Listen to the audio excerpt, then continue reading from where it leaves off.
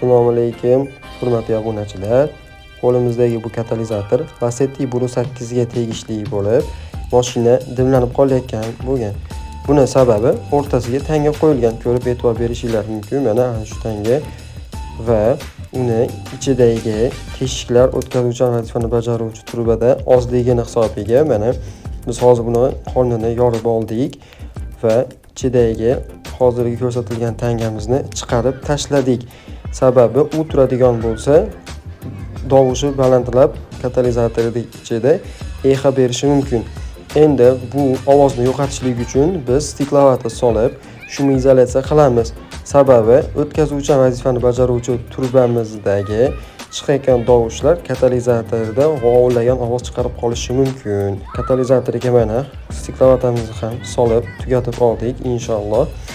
Endi buni yopib, svarka jarayonini qilamiz. Katalizatorimiz tayyor bo'ldi. Ichi to'liq o'zini zavodskiy holatida olib kelishga harakat qildik. O'rtaga tangasini olib tashladik. Bizni kuzatishda davom eting. Sizlarga qiziqarli va foydali ma'lumotlarni ulashib boramiz.